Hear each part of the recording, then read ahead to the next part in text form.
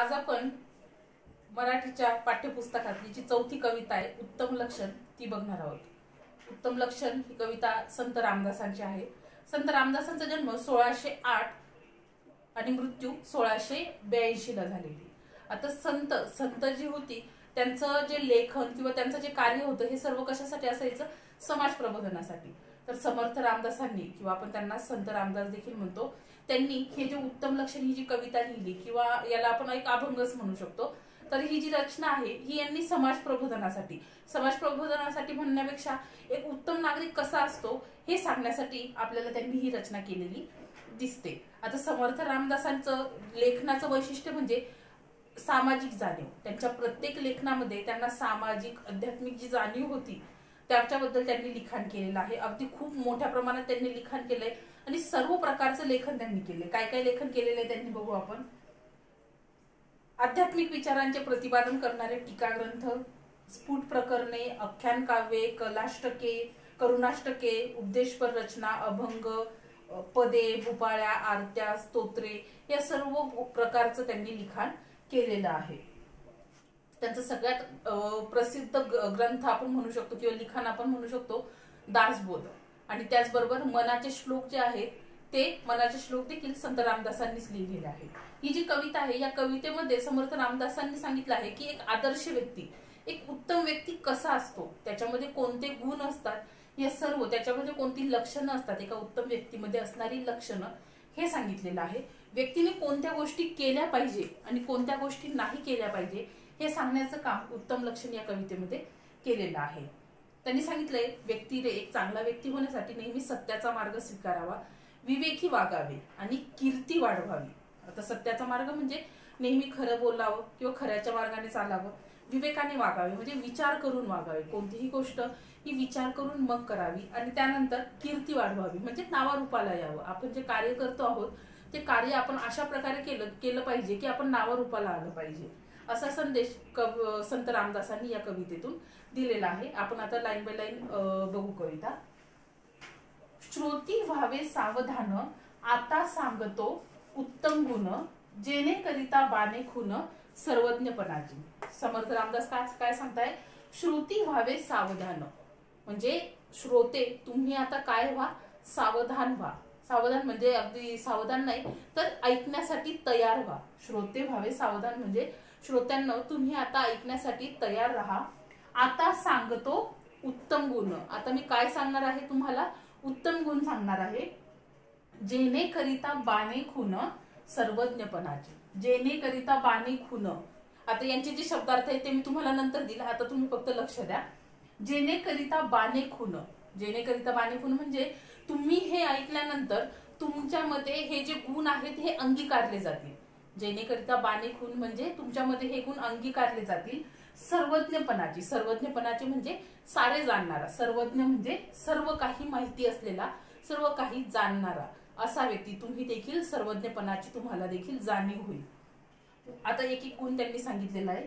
वाट पुसल्याविन जाऊ नये, वाट पुसल्याविन जाऊ नये, फळ ओळखल्याविन खाऊ नये, पडलेली वस्तू घेऊ नये एकाएकी।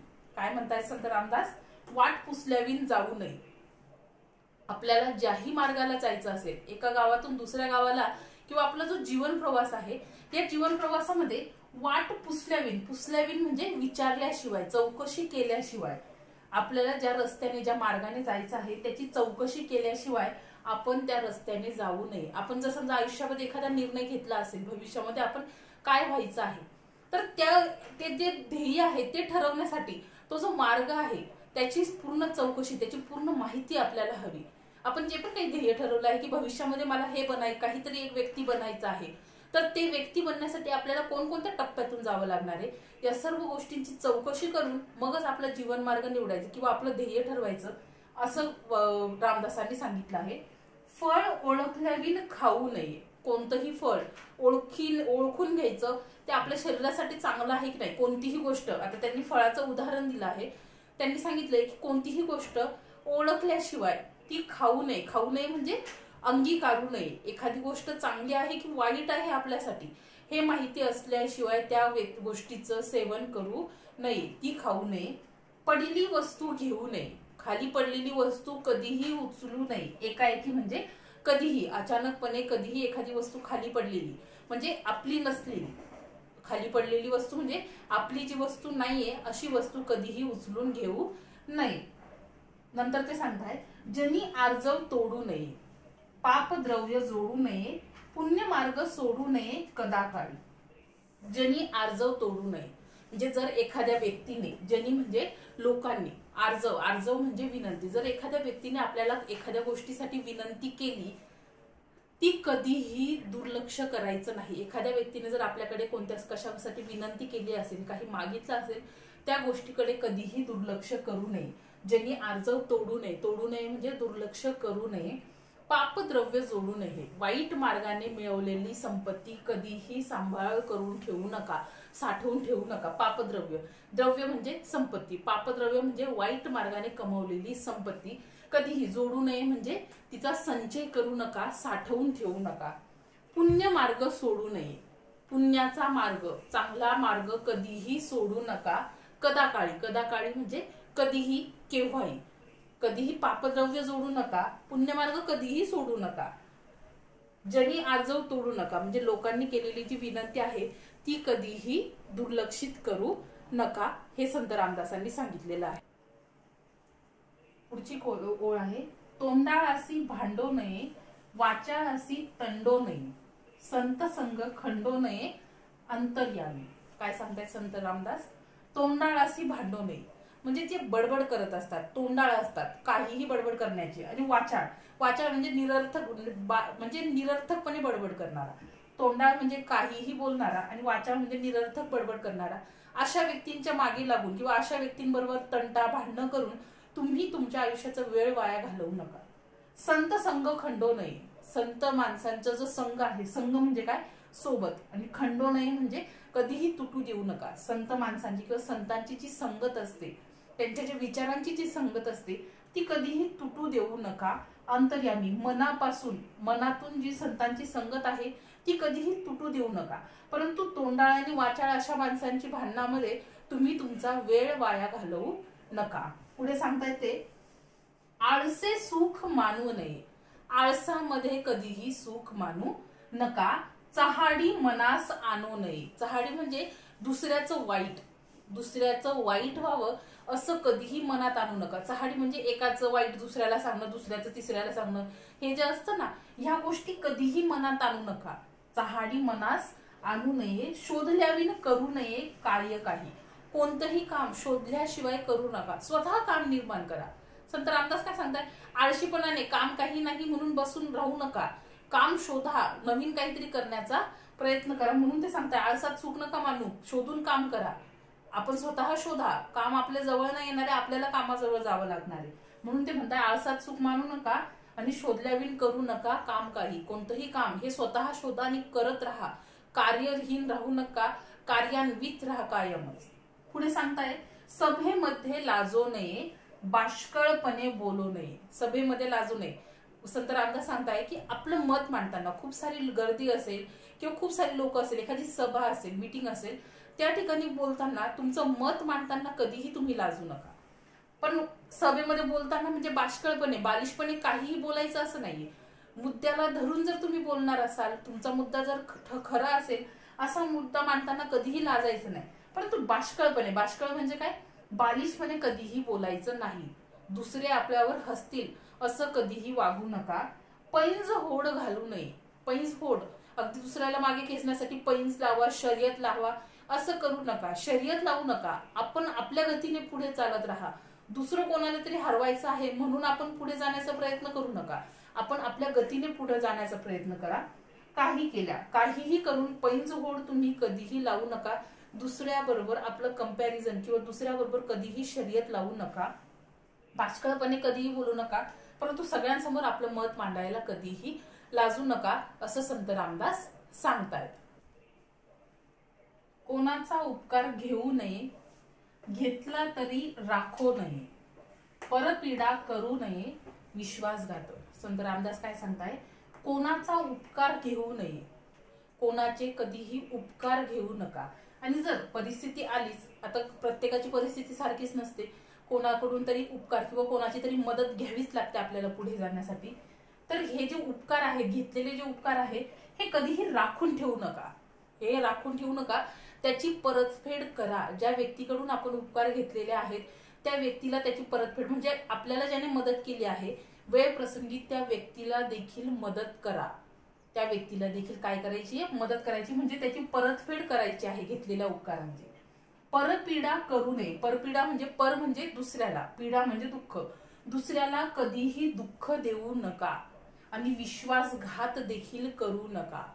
दुसऱ्याचा विश्वासघात किंवा त्याला दुःख देण्याचं काम कधीही करू नका. पुढे सांगताय, व्यापकपणा सोडू नका, पराधीन होऊ नये, आपले ओझे घालू नये कोणी एकासी. व्यापकपणा सोडू नका. सर्वांना सामावून घेण्याची जी आपली क्षमता आहे किंवा जो आपला स्वभाव आहे तो कधीही सोडू नका. स्वार्थी बनू नका. कायम इतरांचा विचार करतच जगत राहा. म्हणून म्हणताय ते व्यापकपणा सोडू नका. इतरांचा विचार करणं तुम्ही कधीही सोडू नका. पराधीन होऊ नये. पराधीन म्हणजे दुसऱ्यावर अवलंबून कधीही राहू नका. स्वावलंबी बना. स्वावलंबी बना. पराधीन म्हणजे परावलंबी. ते रामदास सांगताय, संत रामदास सांगताय, पराधीन होऊ नये म्हणजे दुसऱ्यावर अवलंबून कधीही राहू नका. आपले ओझे घालू नये. तर इथं ओझे कसं लिहिलंय बघा, व लकारात मात्रा दिलेला आहे. तर ओझे, बर्डन आपण जे म्हणतो, ओझं जे असतं ना ते. आपले ओझे घालू नये कोणी एकासी. कोणावर देखील आपलं ओझं घालू नका. परावलंबी बनून आपलं ओझं दुसऱ्यांवर घालू नका. स्वावलंबी बना. स्वाभिमानी बना. उत्तम लक्षण मध्ये संत रामदास सांगताय, परावलंबी बनू नका, स्वाभिमानी बना. स्वावलंबी बनून परावलंबी बनून आपलं ओझं दुसऱ्यांच्या अंगावर टाकू नका, दुसऱ्यांच्या आयुष्यावर टाकू नका. पुढे ते सांगताय, सत्य मार्ग सोडू नये, असत्य पंथे जाऊ नये, कदा अभिमान घेऊ नये असत्याचा. काय सांगताय संत रामदास? सत्य मार्ग सोडू नये. सत्याचा मार्ग, खरं, हे कधीही सोडू नका. भलेही त्याने काही वाईट होत असेल स्वतःच, परंतु सत्याचा मार्ग कधीही सोडू नका. सत्य हे कधीही सोडण्यासाठी किंवा असत्य कधीही जोडून घेण्यासाठी नसतं. कायम वाईट जरी होणार असलं तरी सत्याचा मार्ग सोडू नका. असत्य पंथे जाऊ नये. पंथे, पंथ म्हणजे मार्गाला. असत्याच्या मार्गावर कधीही जाऊ नका. वाईट मार्गाला गेला तरी कधी ना कधी तुमचं नुकसान हे नक्कीच होणार आहे. म्हणून संत रामदास सांगतात, सत्याचा मार्ग सोडू नका. भलेही तो त्रासदायक असेल, परंतु तिथून पुढे येणारं जे यश आहे हे खूप चांगलं असणार आहे, स्वाभिमानी किंवा समाधानी यश असणार आहे. असत्याच्या मार्गाने जर तुम्ही जाल तर कायम असमाधानी राहाल. मनामध्ये कुठेतरी सल असेल की आपण असत्याच्या मार्गाने आलो आहोत. मार्ग सोपा असणार आहे असत्याचा, परंतु त्यातून मिळणारं जे यश आहे हे देखील चांगलं नसणार आहे, मनाला समाधान देणारं नसणार आहे. म्हणून ते म्हणतात, सत्य मार्ग कधीही सोडू नका, असत्याच्या मार्गाने जाऊ नका, कदा अभिमान घेऊ नका असत्याचा. असत्याचा कधीही तुम्ही अभिमान बाळगू नका. असत्याच्या मार्गाने जर तुम्ही पुढे गेलेले असाल तर त्याचा अभिमान तुम्ही बाळगू नका, त्याचा तुम्ही अहम बाळगू नका. कारण तुमच्या मनाला माहिती आहे तुम्ही कोणत्या मार्गाने आलेला आहात, असत्याच्या मार्गाने आहात. दुसऱ्याचं वाईट करून तुम्ही पुढे आलेले आहात. त्यामुळे अशा असत्याच्या मार्गाचा कधीही अभिमान करू नका. शेवटी संत रामदास सांगताय, अपकीर्ती ते सांडावी, सत्कीर्ती वाढवावी. अपकीर्ती म्हणजे वाईट जी प्रसिद्धी तुमची झालेली आहे, वाईट गोष्टींसाठी, वाईट गुणांसाठी जी तुमची प्रसिद्धी झालेली आहे ती तुम्ही सोडा. ती तुम्ही काय करायची, सांडावी. सांडावी म्हणजे सोडावी. अपकीर्ती म्हणजे वाईट जी प्रसिद्धी आहे ती तुम्ही काय करायची, सोडायची आहे. सत्कीर्ती वाढवावी. चांगली जी कीर्ती आहे, चांगली जी प्रसिद्धी आहे, सत्याच्या मार्गाची जी प्रसिद्धी आहे ती काय करायची आहे, वाढवायची आहे. विवेके दृढ करावी वाट सत्याची. आपल्या विचारांनी, आपले जे विचार आहे हे सर्व गुण अंगी बांधल्यानंतर आपले जे विचार पक्के होणार आहेत. विचारे दृढ करावी वाट सत्याची. आपले जे विचार आहे त्या विचारांचे विचार इतके ठाम करा की त्या विचारांनी कशाची वाट स्पष्ट होणार आहे, सत्याची वाट स्पष्ट होणार आहे. तुम्ही सत्याच्या मार्गाने चालाल तर नक्कीच तुम्ही सत्सद विवेक बुद्धीने विचार करायला लागाल. आणि हे सर्व जर गुण, काय करावं काय करू नये याचा जर विचार करून वागलात तर नक्कीच समाजामध्ये एक उत्तम व्यक्ती म्हणून तुम्ही नावारूपाला याल. संत रामदासांनी ही जी रचना आहे ही त्यांची दासबोध जो ग्रंथ आहे त्याच्यातून घेतलेली आहे. आता याचे जे शब्दार्थ आहे ते मी तुम्हाला लिहून देणार आहे नोट्स मध्ये. याच्या खालचा जो स्वाध्याय आहे तो तुम्हाला तुमच्या वह्यांमध्ये सॉल्व्ह करायचा आहे.